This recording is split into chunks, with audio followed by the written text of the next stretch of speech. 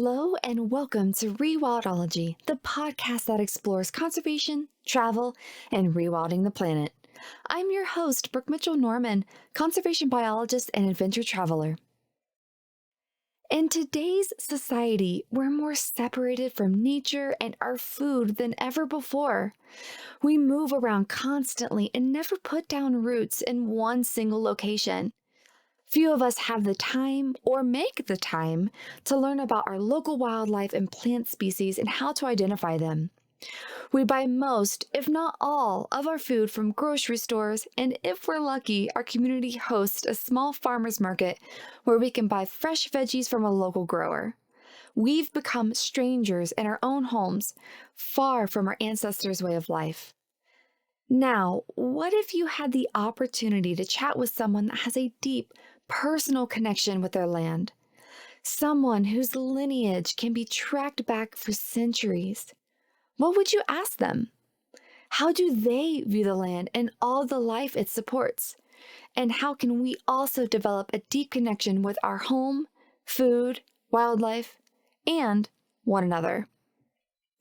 In this episode, we're sitting down with Rose Bear Don't Walk, ethnobotanist and Ph.D. student at the University of Montana. Rose is a descendant of the Salish and Crow people and grew up on the Flathead Indian Reservation in Montana. Rose's mother ensured that she developed a strong bond with her home, heritage, and who she was as a Salish woman. When it came time to go to college, Rose chose Yale University to study political science. While there, she made the stark realization that her community lived in a food desert and was developing chronic diseases from eating food that wasn't natively theirs. And so, she made it her life's mission to learn her people's traditional foods and restore them in her community. Rose and I had such a fun conversation discussing so many topics like what her childhood was like, how she discovered ethnobotany and why she, as a Salish woman, felt it was her calling to restore her people's traditional food, and how you, no matter where you're located in the world, can develop a stronger connection to your land. I hope you all are ready to feel super inspired and a whole lot more connected to our planet after listening to today's conversation. If you're enjoying the show, don't forget to subscribe wherever you're listening to be alerted when the next episode drops next week. Also, there are several exciting updates and changes coming to the podcast soon, which I've alluded to in a couple previous episodes. Email subscribers will be the first to know, and if you'd like to stay up to date on all the podcast shenanigans, head on over to rewildology.com and sign up for fun emails from the show. All right, friends, here is my conversation with Rose Bear Don't Walk. Well, hi, Rose. Thank you so much for coming on the podcast today and sharing your unique story. And I cannot wait to just dive so deep into everything. But first, let's introduce you to everybody listening, the whole Rewildology audience and community. So, where did you grow up? And what was your childhood like? And how did you get to today? All right. So, hi, everybody. My name is Rose Bear Don't Walk. I grew up in Montana. I grew up on the Flathead Indian Reservation there. For those of you that are not familiar, reservations were established by treaties between the U.S. government and tribes, sometimes of their own accord, sometimes kind of forced on them. But I belong to the Bitterroot Salish tribe, which makes up the Confederation of the Salish and Kootenai people who reside on the Flathead Indian Reservation today. That also doesn't totally mean that, that's where the people were forever. We actually lived in quite a few places across Northwest Montana. But I guess for me, home is in the valley there on the Flathead Reservation. And I come from this really tiny town, but I live underneath mountains. And it's so beautiful out there. And just the landscape and being close to my culture and things like that really helped me grow up to be very sound in my identity. So I'm Salish, but I'm also Crow, which is another tribe in eastern Montana. So I spent a lot of time kind of going back and forth from the northwestern side to the eastern side, spending time with my family, spending time with my grandparents. I grew up in a single parent, single child household. So I have a very close bond with my mom. And she worked really, really, really hard in my upbringing to make sure that I had the tools that I needed to become a confident young Salish person. So what that means is I had access to culture, I had access to family. I grew up going to different ceremonies throughout the year, powwows, gatherings, things like that. And I think as a result, being in that landscape, being in the territory of my people and surrounded by, all of the things that make us who we are, that helped me really shape myself as a Salish person and a Salish woman, but also gave me the identity and the strong connections to be able to, go away to college institution and be away from my family and things like that. So I started there, but I would like to say that my lineage goes back way, way, way farther in those places and in those territories. And that really helps me understand place and identity. Yeah, so thanks so much for sharing all of that. That's fantastic. And I would love to just learn a little bit more about your history, like your traditional history. Could you teach us maybe a little bit more of like maybe some Salish or Crow traditions or whatever you would love to share, or some really big maybe celebrations that you've had in your life? Like, take us into your world, Yeah. a world that Yeah. a lot of people don't have the chance to see. So anything you would like to share, Mhm. I would love to hear. It's really funny to think about the amount of people in Montana, or even that are in states close to Montana, that don't realize that we have 7 tribes that reside in that entire state. And each of those tribes has their own culture, their own cosmology, their own traditional territories.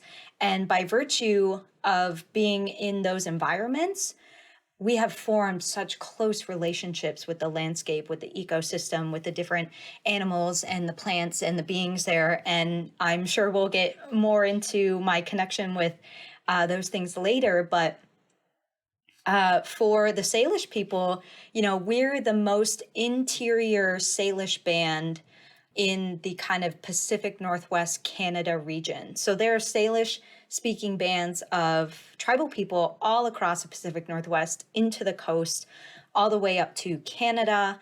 And then we're just the band that decided that we wanted to be kind of more inland. And so our traditions are a little bit different from what people see in coastal environments, coastal Salish. They're heavily based on like fish and kelp and seaweed, and their diet is shaped by their environment. And so for us, at Confederated Salish and Kootenai, we share the territory with the Kootenai and the Kalispel people.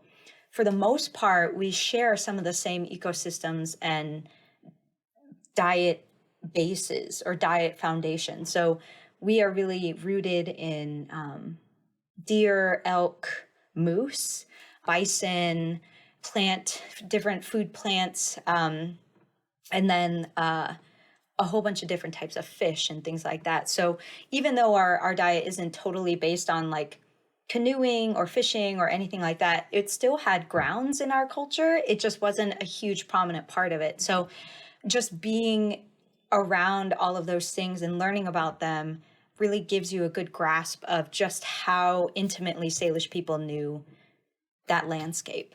And so, some of our celebrations, some of our traditions and things like that really revolve on how can we have good reciprocal relationships with the other beings in this land. So a lot of, our hunting is based in take only what you need, but also, use all parts of the animal. So you have a bison, you're going to use every single part of it. And, it's really important to honor the bison because they become tools, they become shelters, they become clothing, they become, just meat for everybody. And every part of that bison was used.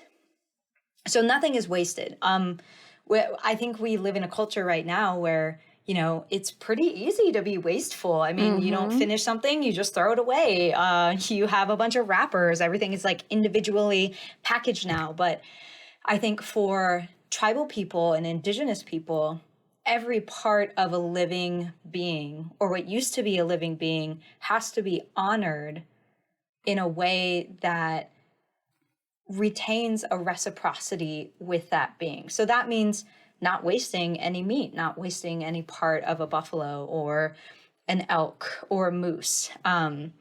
There's a lot of just really cool and interesting tools, or like different like ornamental type things for like clothing that were used from different parts of animals.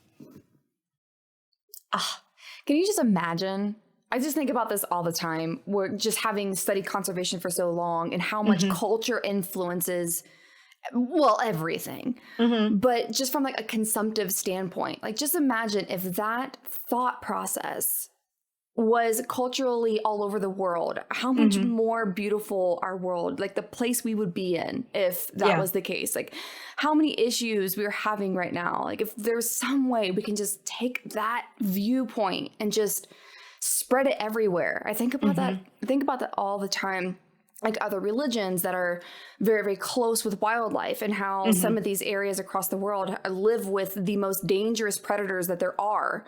And yet they respect them because they're a god. Like I think about that kind of stuff all the time. And just like you said, like you honor anything that you take that was a living thing. And I just think I think about that all the time. And so I think that's a really good segue. So you have this viewpoint of the world. So when it was time to go to college, then what did you decide to do? So I always knew that I wanted to try and build a more universal understanding of the world. And that meant leaving the reservation and leaving kind of, my comfort zone of being close to my family and being able to experience my culture and my language on an everyday basis. And then go somewhere completely new, completely different. I'd never been there before. So I applied to several different colleges. I knew I wanted to try and get into some really good institutions, just given that like I was pretty active in my high school career. So I got my Bachelor's of Arts in Political Science from Yale University. And political science is like, it's just kind of like, it's a very open category of an area of study. So I focused in environmental policy, but really in deeper with all of that is I studied the ways that Indigenous people have been removed, or the barriers of access to healthy, nutritious foods. And that came from moving away, and then I took a couple like food and politics classes and things like that. And I realized that I grew up in a food desert. I grew up in an area that did not have as much access to healthy, nutritious, culturally relevant foods or places to access them or get them. So my town has one grocery store and 2 bars and a gas station, and people primarily get their food from these institutions, but the food that they get is just not, it's not very healthy. It's not very good for you. And the like nutritious food costs more. And so when I was like, oh my God, like I live in a food desert, like we don't, if we want to get organic food, we have to drive 45 minutes to the nearest city to get that. And there's not a lot of like farmers markets, and there's not a lot of places to access kind of the local growers in the area. And I saw that as a result of different communities living in food deserts, that their health outcomes had diminished. And that is something that's very prevalent in Indigenous communities across the country. We have some of the poorest social determinants of health, and we have a lot of high rates of chronic illness, including diabetes, including obesity, including childhood obesity, hypertension, heart disease, all these things that are deeply connected to nutrition, and realizing that a lot of people in my community had these health issues, including people in my own family, made me realize that our current food system was damaging our community, which used to be some of the healthiest communities in the world, prior to colonization. So I really wanted to understand and dig into that point where colonization and history created those barriers and influenced the way that Indigenous people eat today. And as a result, those health outcomes that we see right now that are pretty poor. And so that's kind of the root of what I studied in college, and also how it impacts kind of my work today. So that was like, that was the big aha moment for like, oh my God, like, our food is making us sick, but it's not traditionally our food. It's food that was imposed upon us by government actions and the westernization of our environment, and foods that aren't made for us. Right. Yeah. Right. Just seeing like the actual epidemic that's going on with food. It's really, really a huge problem. So like you have this major moment. You're like, oh my God, Yeah. I know my calling. I have my why. We're going to go down this path. So what did you do after this? So obviously you're not like a political scientist. Is not what you do. You're not doing policy. You're not in, Washington, D.C. right now. You're sitting with me in a very different place. So what did you do after that? Where did you take this inspiration next? Yeah. I think my family, I grew up in a very strong family of lawyers. My grandpa was one of the first American Indian lawyers in the country. Oh, that's cool. And he worked for the Crow tribe, and he worked tirelessly for his people. And I was very inspired by him and his constant want to make our communities a better place for our people. And my mom also, knew from when she was like tiny that she wanted to be a lawyer too. And so, I kind of dabbled a little bit in that policy world, and I was like, okay, political science, let's see how that goes. But then I just I knew that policy and law was not it for me. So I had to figure out where I was going to take this kind of why and be able to put my effort into something that was making a change in a way that I thought was important. So after I graduated, I went home. I actually taught Salish language at my old middle school and high school. And I think language is just the foundational building block for how I understand my current studies and my current work, because our entire universe for Indigenous people, for Salish people, is rooted in the language that our ancestors spoke and the world that they knew and understood, and how they built upon that to basically live on until today. I mean, it's incredible that our language has subsisted for so long, given just the amount of assimilation and westernization and the kind of stamping out of our culture. But seeing language and seeing it more intimately in the ways that I learned it and being able to teach it brought me into a space where I was like, okay, culture, I really want to maintain this connection with culture.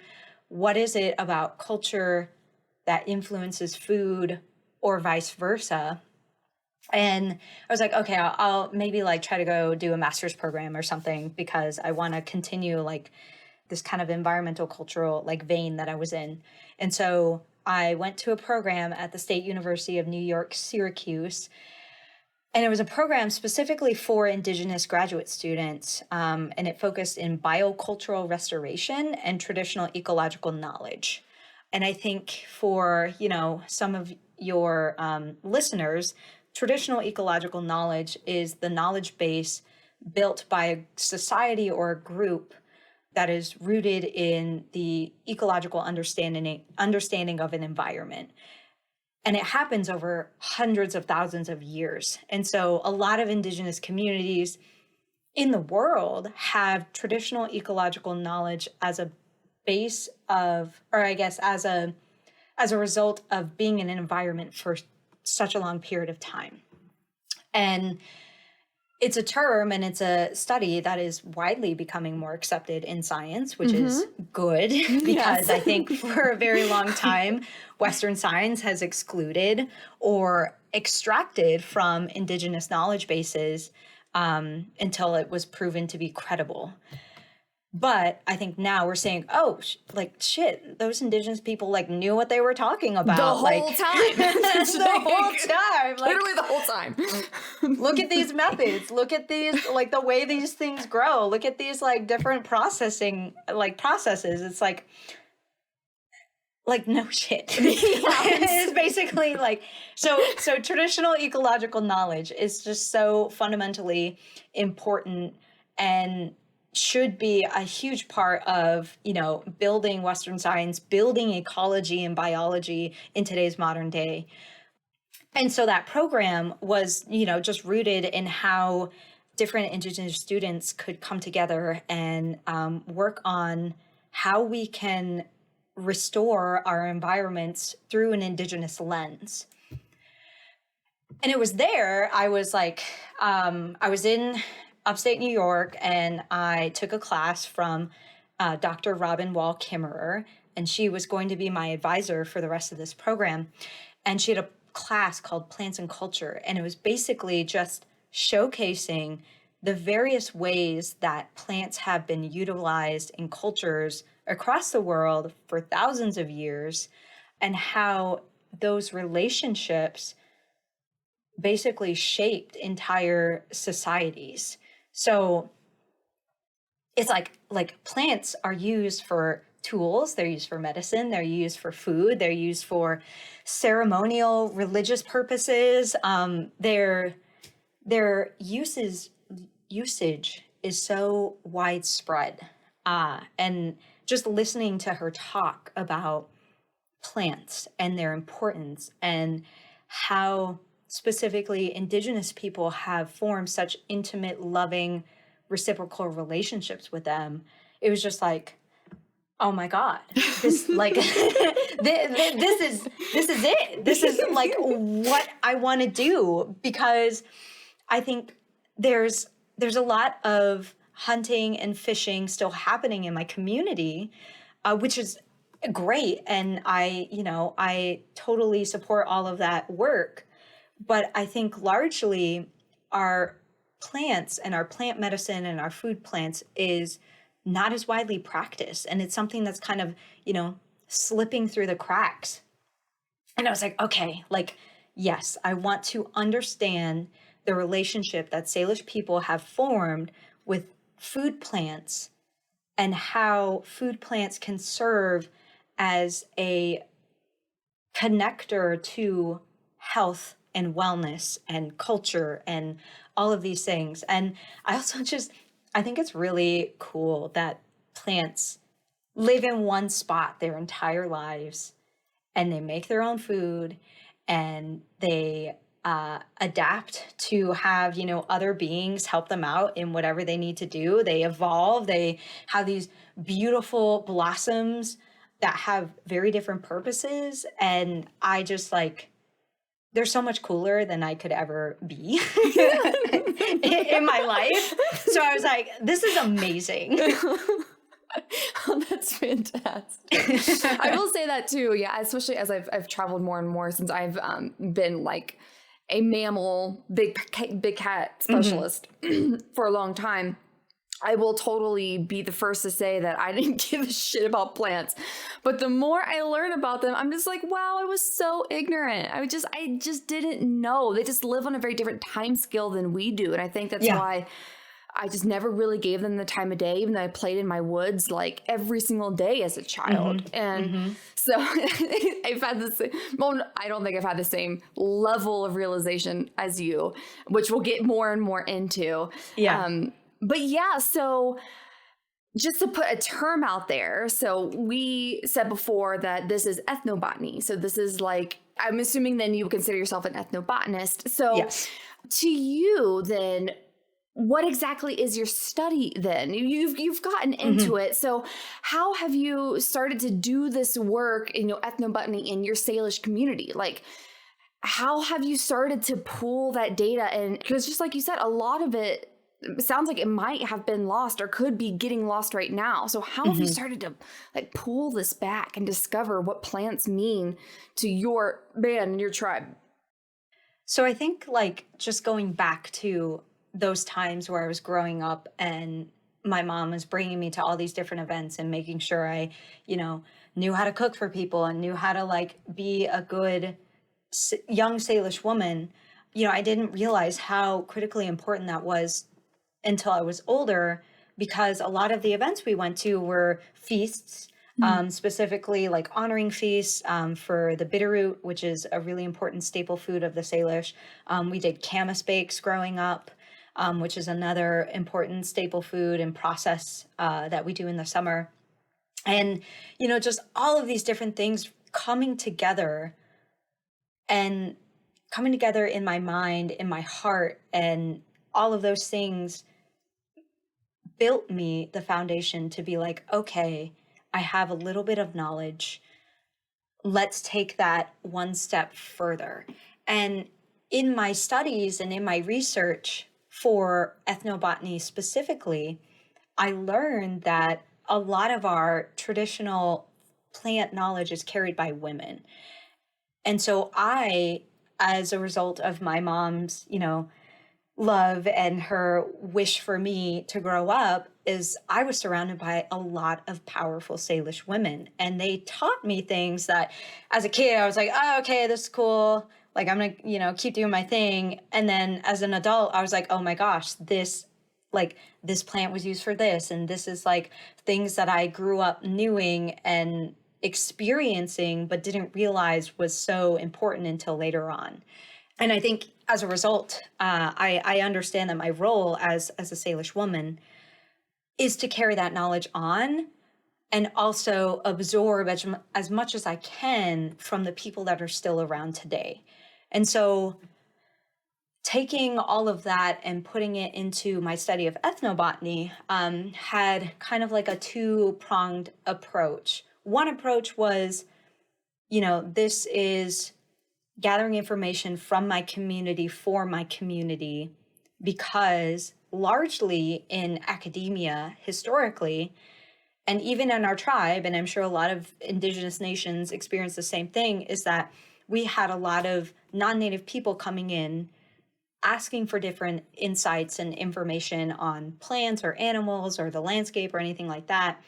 And then they would just leave. They would do their scientific inquiry, and then they would peace out, never to return to the community again, never to return any sort of profit or recognition or anything back to these people that, gave them really important insight to specific knowledge bases.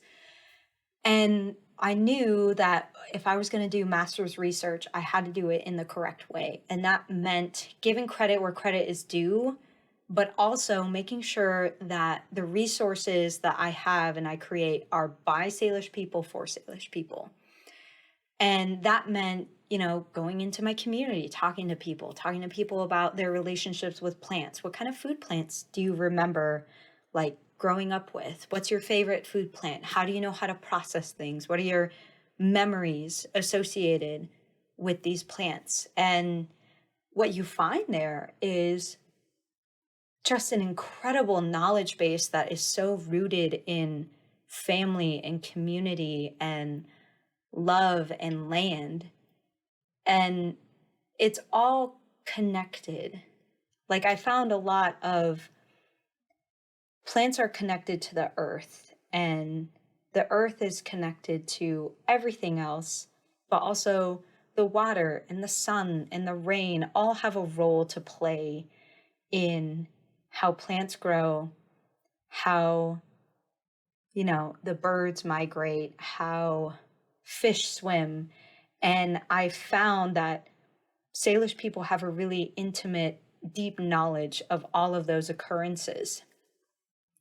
So everything is connected in our culture. And so food plants, food, nutrition, health, all of those things were connected in my research and in my understanding as a Salish person carrying out this work. And, I think making something and building with my community was super important. And it will always be important to me as I continue this work, because the work is never done. The plants still come back every year. Like we're super thankful that they're here and they're coming back, but like the work never ends because our people never stopped practicing and having connections with the land. Some of it is waning, some of it is maybe lost. I mean, there's a huge branch of traditional medicine that I don't think a lot of people are practicing these days. But that takes a huge amount of just knowledge and practice and knowing, because plant medicines and practicing them on people has a huge risk. Right. It's a really big liability. We were just talking about mushrooms. We were just talking about mushrooms. Yes. Mushrooms. How scary they are. Right. So there are these pockets of knowledge that I'm not sure if we can revive, or I'm not sure if I'm the person to do that revival. Maybe that's work for somebody else. But I do know that my work with food plants and their connection with our overall health and well-being is something that is really coming back in the community. And I will, put all my efforts forth to help with that growth and to help with whoever wants to learn. I mean, my overall goal and intention is that 50 years down the line, Salish people are still identifying, eating, processing, sharing our traditional foods in our communities.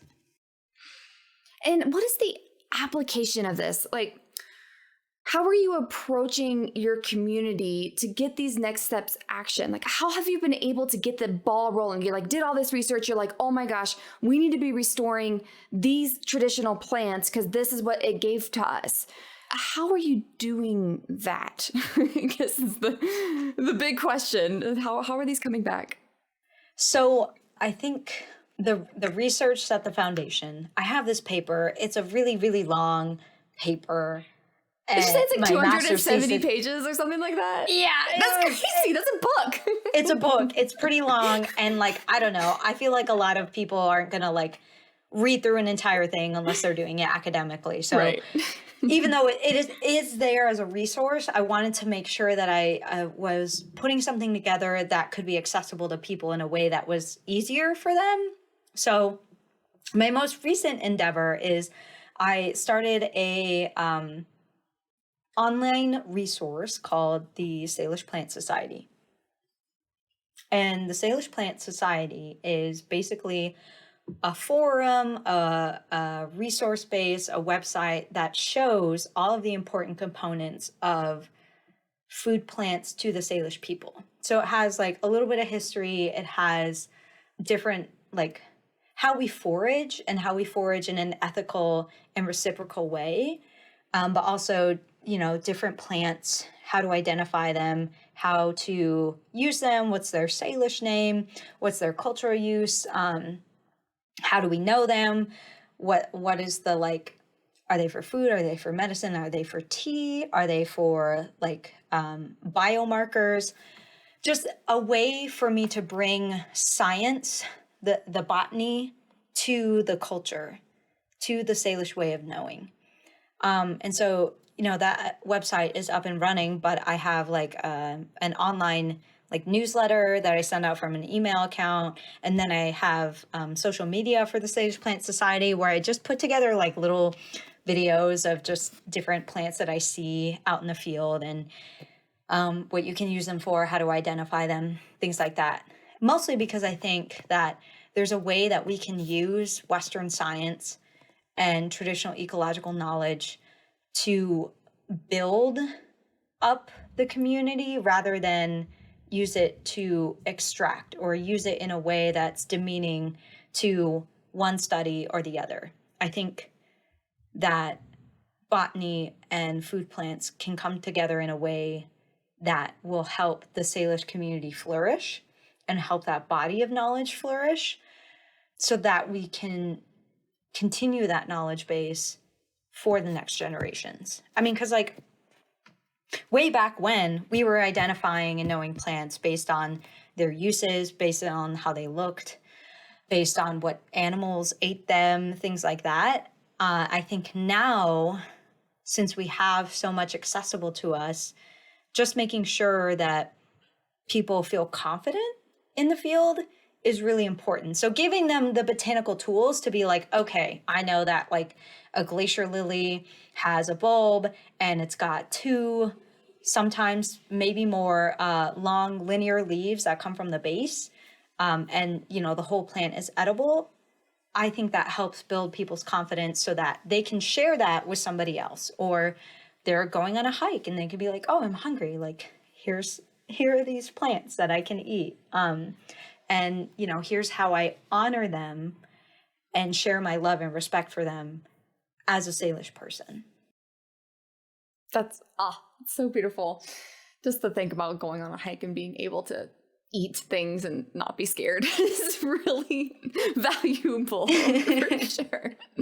So what are then, so it sounds like a lot of this foundation then was your master's work, but you're actually working on your PhD, like you're taking this to the next level. So what's next for you in this greater why that you have? What are you doing next to continue this on?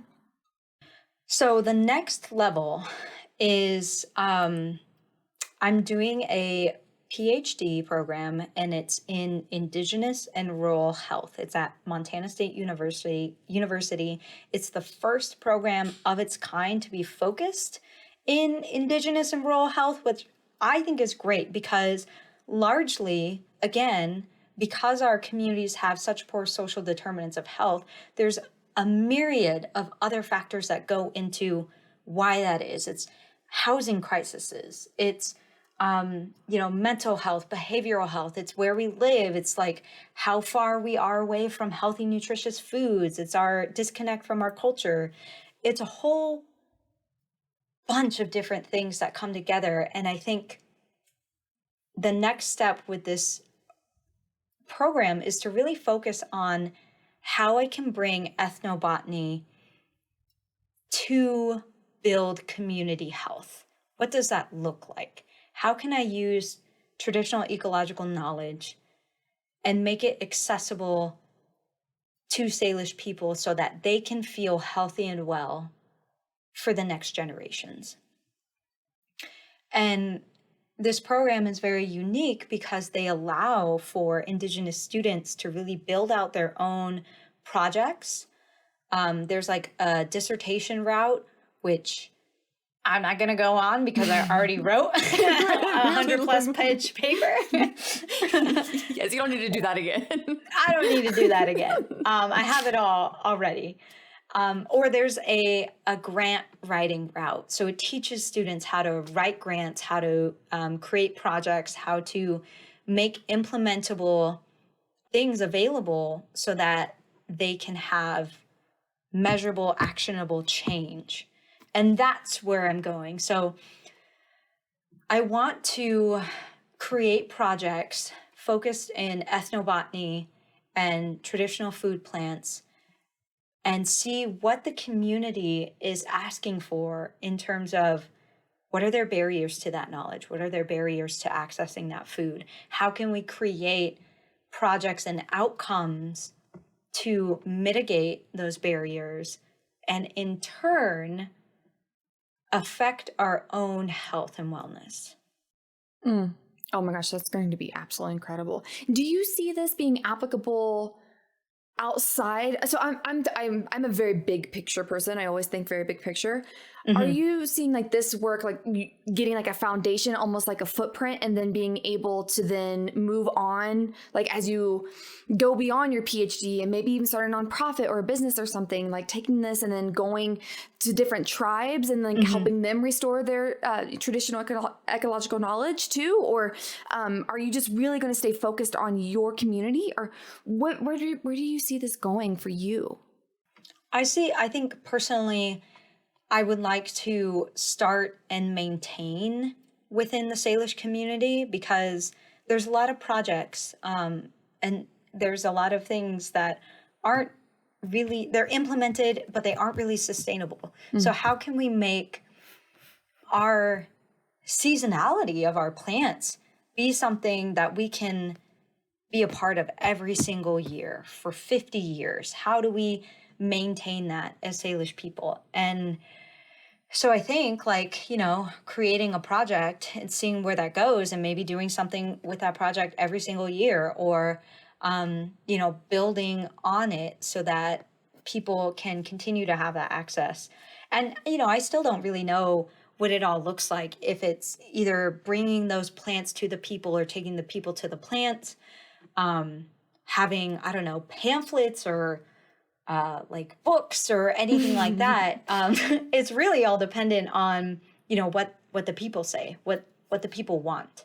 But I think that there are a lot of communities that are starting to work on revival for their ethnobotany, or have already done it already, and have robust food systems that are kind of coming back and being put in place. And I think my role specifically is to work for my community and then also help other people in Montana or in the greater landscape of, I don't know, North America, just understand and see that plants and our connection to them is not just something that Indigenous people can have.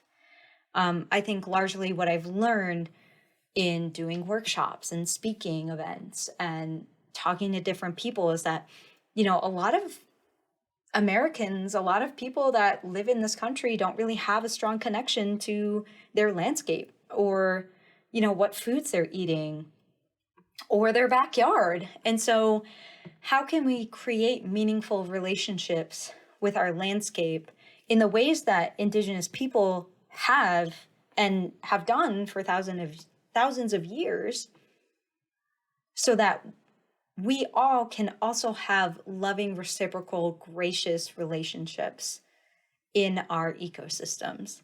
Because ultimately, I think in the big picture of conservation and preservation and climate change, people aren't going to get on board unless there's something that they love at stake. So how can we help people create those relationships so they have stake in their environment? And I think throughout this entire journey is the relationship that I have formed with my landscape and with the plants of my people, that year after year return to us and offer their bounty, their beauty. Just being able to experience that and have that be a part of my life makes me have stake in the environment and our territory and our land as Salish people. We have to protect it, or else those plants could disappear. We have to harvest in an ethical way, or else those plants will turn away from us. How can we love plants or love the beings in our environment so that we, if something were to come in and destroy or damage, realize it's a part of who we are? And I think plants are such a huge part of what it means to be Salish and what it means to have connection with my land and my ancestors, that if a development project comes in, we can't have that. I mean, if we had a development project coming in on a camas field, why would we give up that valuable piece of land that sustained and provided food for our people for thousands of years so that somebody can have a property or, I don't know, some sort of corporation or anything like that? So I think, you know, in addition to working with the Salish community on building resources or building capacity or starting programs that help people have more access to traditional food plants, additionally, I think that my gift for speaking and sharing this perspective can help other people realize that they also can have relationships with their environment. Yes. Gave me the perfect softball to lob up what my next question was going to be. You couldn't have like done that better, because that's what I really wanted to talk about next, is how can we be more connected to our land?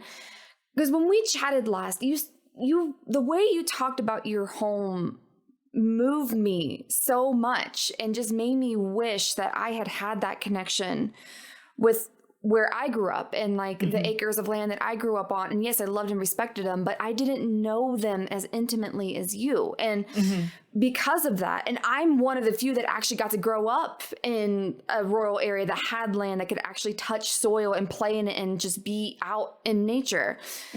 So how do we live more connected to our land? And this could be anybody, anywhere. This is quite an international audience too. And so how can any of us that aren't, indigenous or more of like a traditional background, how can we live more connected with our land and respect our land so that we can get through this crisis that we're in and just love what we have? Yeah, I think for people that live in landscapes that were largely populated by indigenous people and still are largely populated by indigenous people, could stand to learn a little bit more from the people that lived in that landscape themselves. So there's a lot of different initiatives popping up in the state of Montana where, native gardens are popping up and they're showcasing, here are the different traditional uses by indigenous people of these different plants. But also if you see this plant, in the wild, if you're hiking or something, don't step on it. Like, you can try it out for yourself, but maybe try these different foraging techniques to make sure that that plant returns the next year. I think also everybody could stand to learn about a relationship with a plant by just growing something. Like, I know, during COVID, the plant craze just went crazy. Like, everybody and their mom has like 5 plants. But died like 3 months later because they didn't know what they were doing. But yeah. You learn a lot by taking something from a seed and trying to help it survive to the next stages. And I'm an ethnobotanist. I am actually not great at growing things from seed. And so I'm learning a lot about my relationship with herbs and things like that.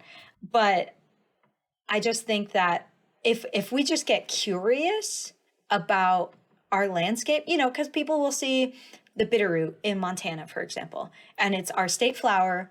It's a beautiful flower. I actually didn't even know what its blossom looked like until I was a lot older, because Salish people harvest the bitterroot when it's in its green succulent stage.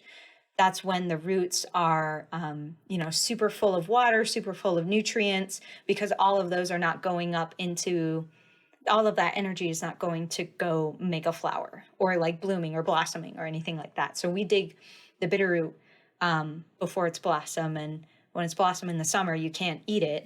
It's like woody and hardy and not very good for you. But a lot of people see bitterroot in Montana and they're like, oh, it's a beautiful flower, like all this stuff, but don't even know that it's edible, or don't even, know its multiple uses that kept a population alive for centuries. Or, there's a beautiful story about how the Salish people received the gift of the bitterroot. And so, I think there's a lot of different nuances in exploring and understanding our plant relationships. I mean, herbs saffron. Like saffron is a very specific, like, reproductive part of a flower that only blossoms for a certain period of time a year.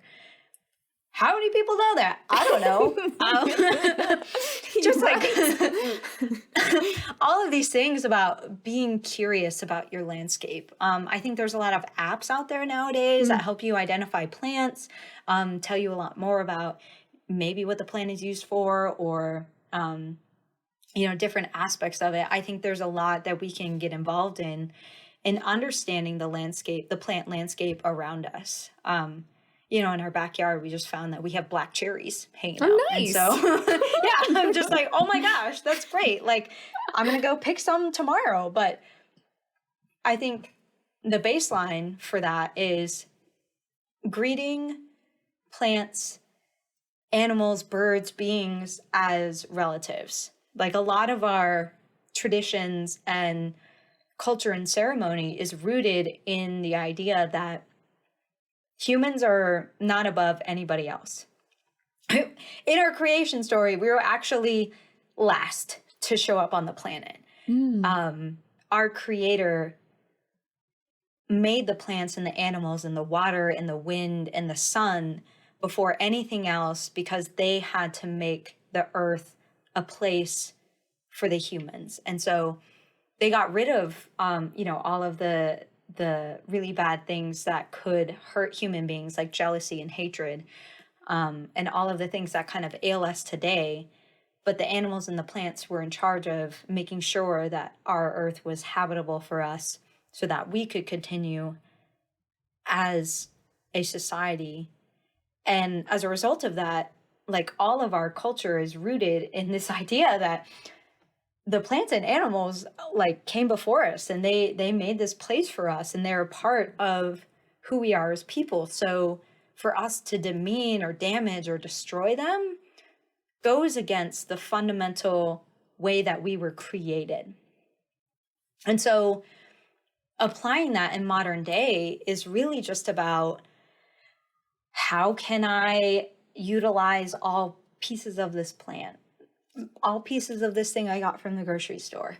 How can I live in the environment that I live in and have a lesser impact on it, so that it and I can continue to coexist?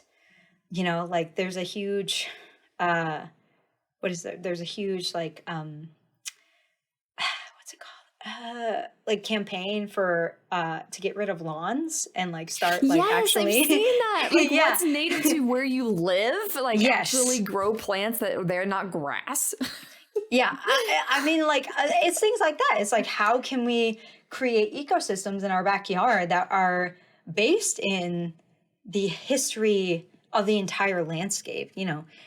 Bringing in pollinators, bringing in birds, bringing in all of these different things that maybe weren't there, but could be reestablished because that's what they knew. I mean, that's like a part of who they are and how they continue on. So, I think I'm rambling a little bit, but I think everybody can have a relationship with the landscape if they have enough curiosity and they have enough just, like, gumption to reach out and to try and have a loving relationship with it.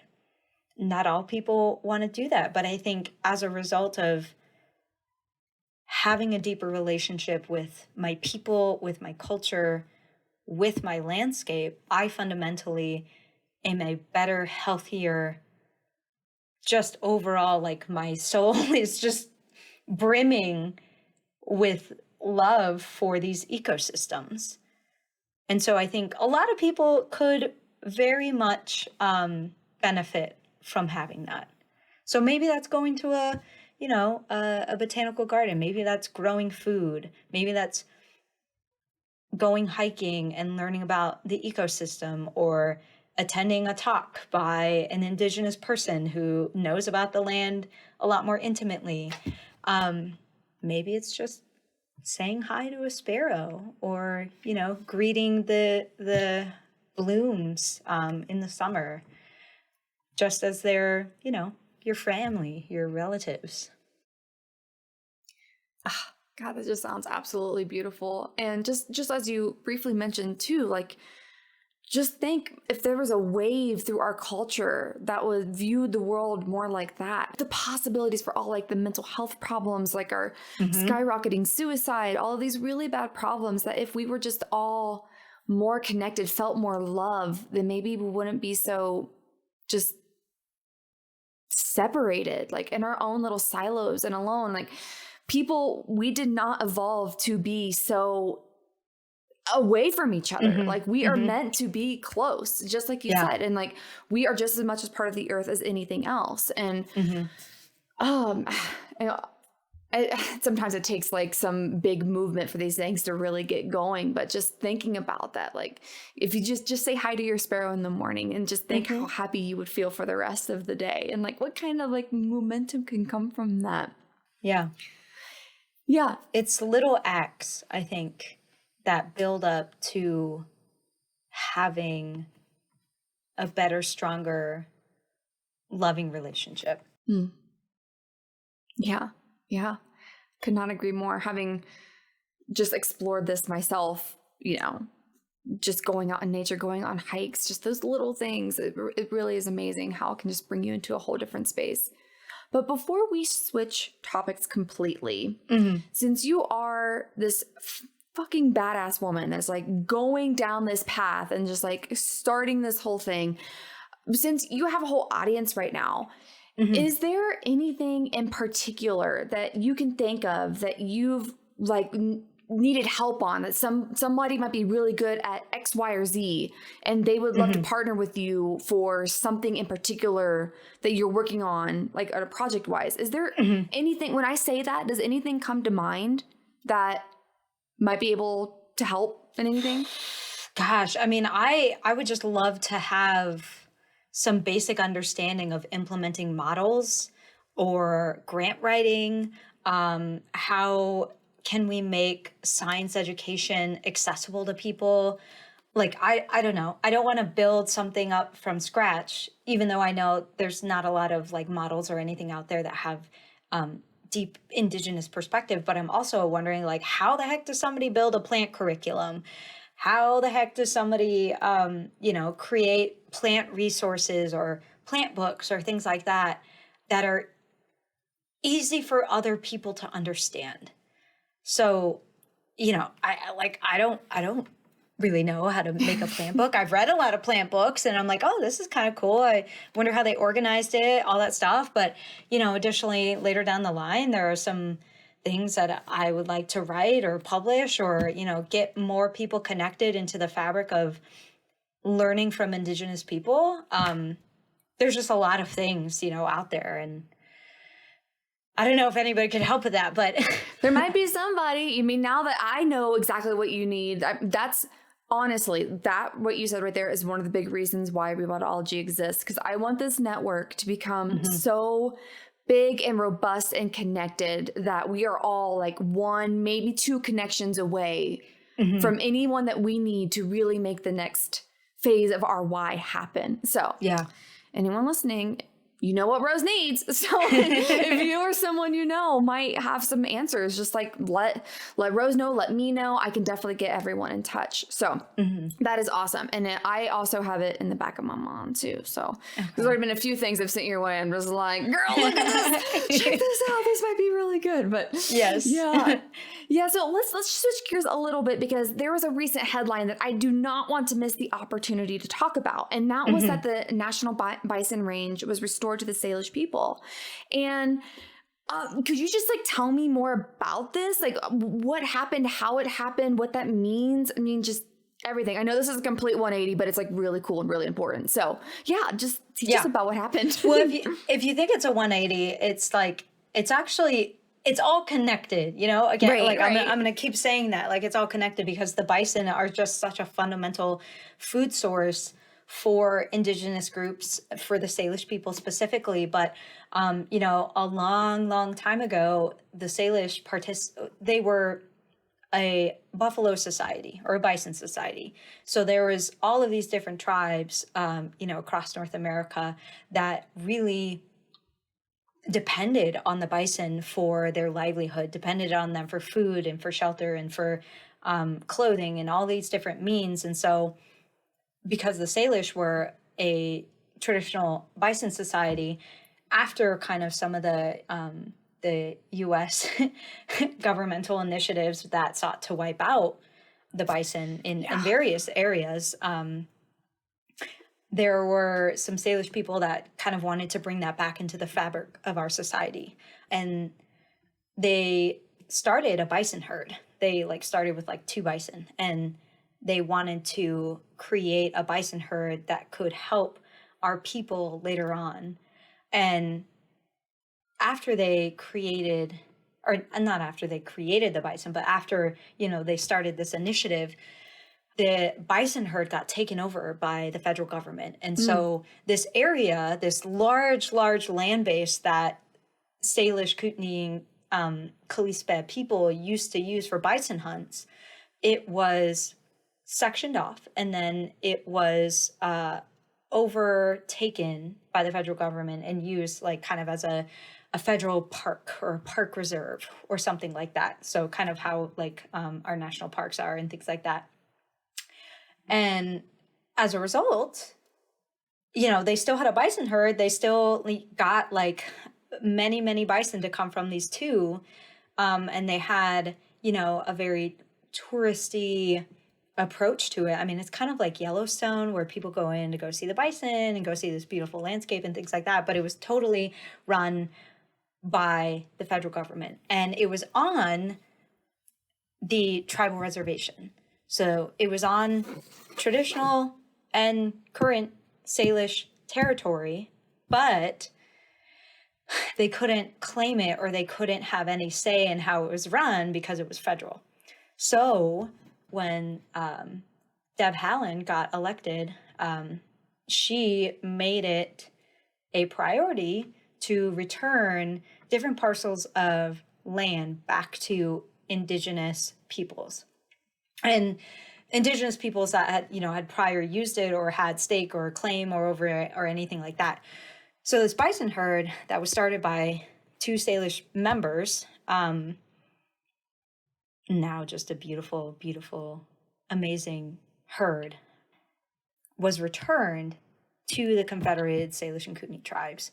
So this was a huge act of, what we're seeing, as the kids say, land back. It's a huge return of land back. And we actually get to run the National Bison Range in a way that's culturally inclusive and comes from the viewpoint of the Salish people. So the bison herd is still there. The tourist component is still there as well, but you have a sovereign entity, the tribe, being able to run this incredible mammal restoration project. And it I don't know what the plans are for the future of the bison range, if we're gonna start maybe having the bison be back as our food component, because most of the people actually have to go hunt bison in Yellowstone if they want bison meat. I don't know if that's something we're going to do with the herd here, but when tourists and people that aren't from the area come to our reservation, they can go see a herd that was started by Salish people, run by Salish people, in a landscape that is wholly Salish. Oh, that's giving me chills. It's so beautiful. Oh my God. And they the whole gift, they have a gift shop now. They have a whole a learning component, which I think is great. It teaches you about the different Salish words and the history of the different animals in there, because it's not just bison, and there's antelope and bears and a whole bunch of different traditional plants and flowers and all this stuff. So it's just a huge restoration of tribal sovereignty, but also a restoration of land and control over how this land is carried out. Oh my gosh, I have to come visit. I didn't. I didn't know that it was still available for like other people to go visit too, like the tourism component. Because that's Yeah. what I'm such a big advocate for, is for responsible tourism. And so to know Yeah. that we can go and support your community, oh my God, I need to go like tomorrow. Too bad I'm flying to Ohio tomorrow, because I would just like, let's go to Montana. It's 20 minutes from where I live. 20 minutes. Yeah. 2 minutes. Yeah, you drive to my hometown and you can see the bison range on the left side of the highway. So sometimes you can see a little bison up there. No freaking way. Yeah, yeah. It's incredible. Well, next time you are back in your hometown, I might just have to I might just have mosey to over. I'll make that drive without a question. Oh, that is so cool. So I'm a biologist, and sometimes I can't turn off my biologist brain.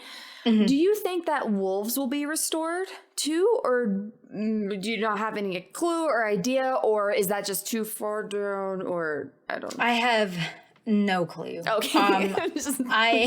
It probably could be something that I could look into more, because I mean, our tribal wilderness office, our tribal fish and game, fish and wildlife, like our programs are incredible. Like we have some of the best programs in the country for how we maintain our wilderness areas and our mammals and our landscape and things like that. So I would probably just look there, because I think the wolves are a pretty important critical part of our entire landscape, historically and things like that. But me personally, I do not know the future for wolves.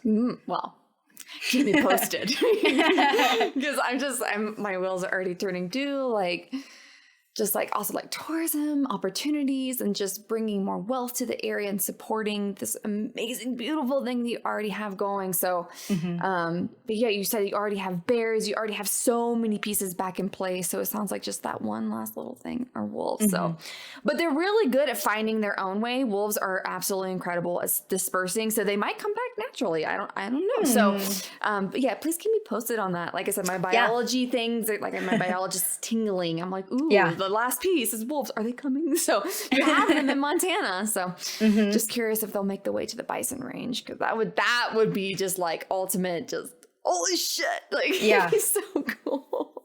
Wow. Yeah, that would be so cool. So, okay. Thanks so much for telling me more about that. But let's shift gears a little bit to you now. So one question I love to ask everybody coming on is, we've all gone through some hell. We've all had difficult things that we've gone through, just some struggles in our journeys that we've had to overcome.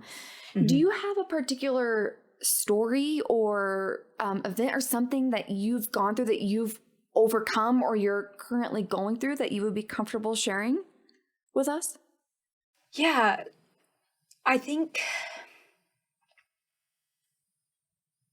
largely in the world of academia, and I saw this a lot at Yale, just because the institution is predominantly white, predominantly, more affluent than a lot of people realize, or maybe they don't, is that my place, I've often had to feel like I didn't belong in some of these spaces because I was a brown person, because I was a woman. And, I really wanted to make my voice heard in these institutions, in these places. And so, I fought a lot. I fought really hard for social justice and equality at Yale. And it was just it was a lot of activism. It was a lot of tired nights, and a lot of just being angry all the time about the institutions and why they were in place, and, why our people are the way they are, and, how disparate some things can seem. But on the flip side of that is the beauty of what it means to be a part of this community. Being Native is so incredible. It's beautiful, and I wouldn't trade it for anything else, even though it is hard to be an Indigenous person living in America in a place that was largely created in spite of you, at the decimation of you, whose institutions largely don't include you, including the history that people are taught about you. I wouldn't trade my heritage and my indigeneity for any of those hardships that I experienced. I have a big name. My last name is Bear Don't Walk.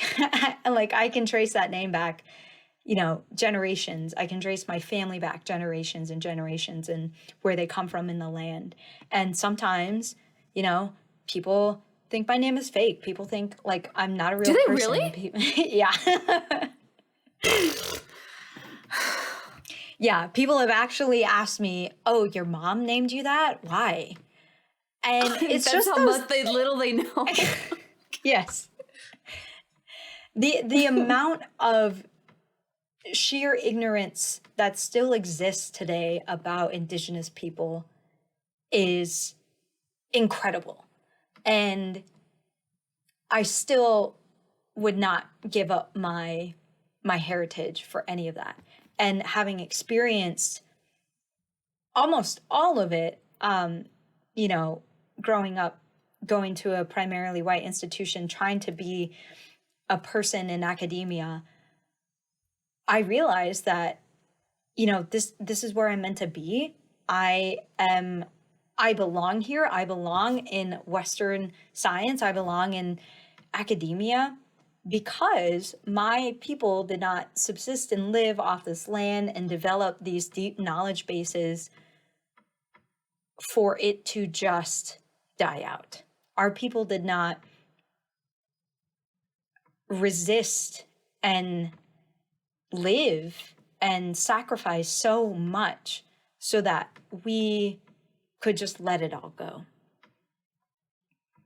And the hardships of macroaggressions, microaggressions, just flat out racism that we are still experiencing today just makes our roots to our ancestors stronger and our will to carry on in spite of everything, in spite of intentionally being wiped out by this country.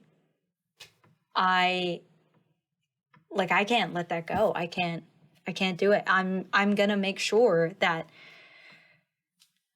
these institutions and these places and our history is still existing, that Native people will still go to Yale and they will still feel like they could have a place there, or that their perspectives are important and valued and necessary in these disciplines. And especially science, especially science. I think that the world of science has a lot to learn from Native peoples, not just in America, but across the world. And I think that our background is being the first scientist. So why would I shy away from that? Why would that make me not be strong and firm in who I am? And so our science predates like Western science creation, So I think that's really what drives me, despite all of the things, all of the little things that, I have to brush off my shoulder, but just making sure that Salish people are known, Salish people have a value perspective, and we will continue on.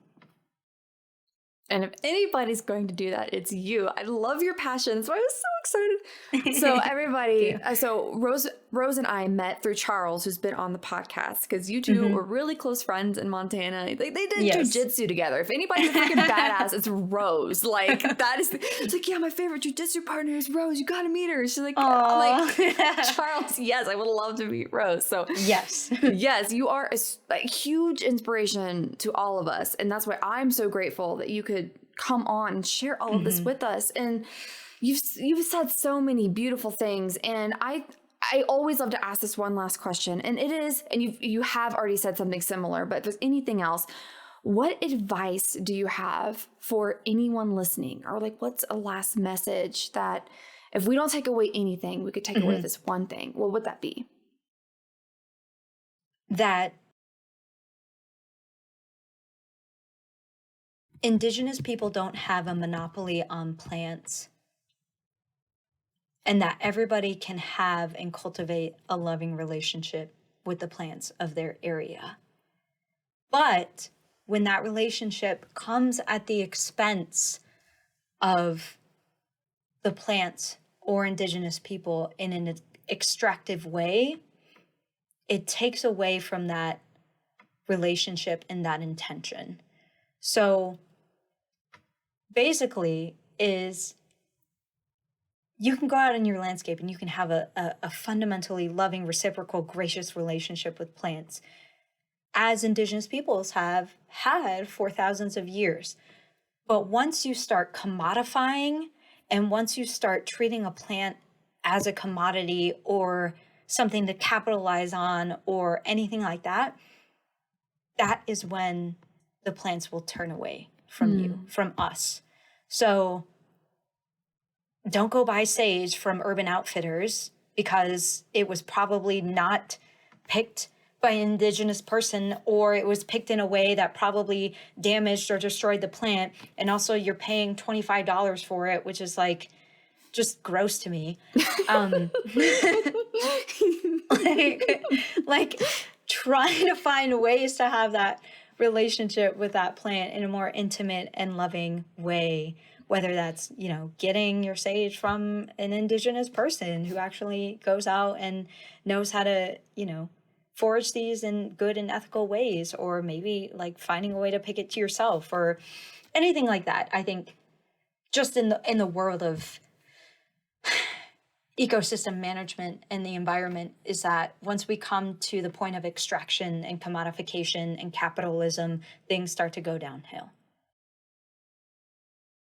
Yes, absolutely. It was so good. It was so good. Thanks for sharing that. Thanks for sharing that.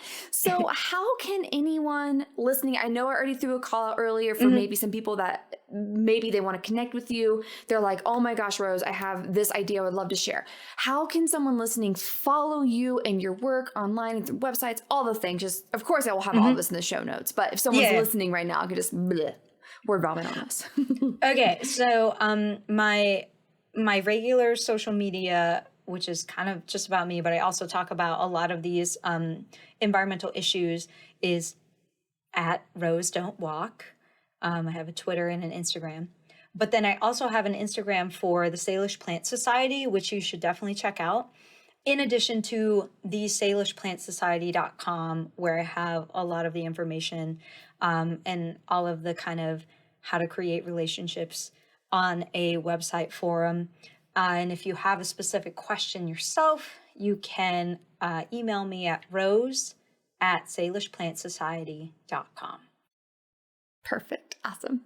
Well, thank you so much, Rose, for spending your day with me and sharing your wonderful knowledge and your passion and your why with all of us in the Rewildology community, and also teach us how we can be connected with our world. So again, thank you so much. Thank you. Thank you for having me. Hey, thanks again for listening to this episode of Rewildology. If you like what you heard, hit that subscribe button to never miss a future episode. Do you have a cool environmental organization, travel, story, or research that you'd like to share? Let me know at rewildology.com. Until next time, friends, together we will rewild the planet.